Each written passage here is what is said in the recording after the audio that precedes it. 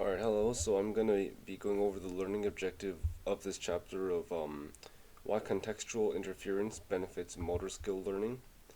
Contextual interference is essentially interference and interruptions or interference with an obstacle resulting from things happening within the context of a motor skill, potentially disrupting a person's commitment of the memory to long term memory, but can also result in better learning. That's the contextual interference effect.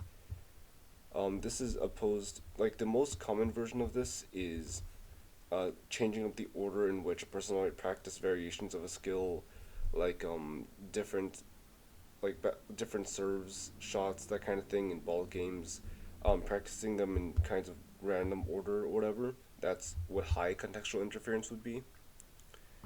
Um, so generally speaking, uh, contextual interference just adds more variables to the whole thing. Um, it gives people more to think about, and there's a couple of possibilities as to why this helps learning.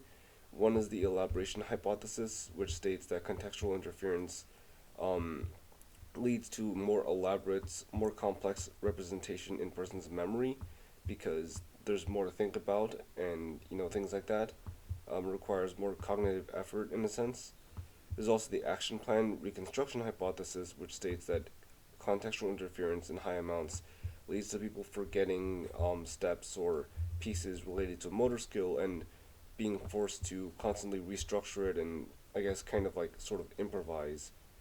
Um, Contextual interference is kind of just helpful because I guess it helps people to put more of their mind. It requires more cognitive effort to continually try to do randomized or things that are just catching them off guard, because people on block schedules tend to overestimate their learning, meaning that when people are deal are dealing with low contextual interference, they oftentimes overestimate how much they're learning because they just get into the rhythm of it.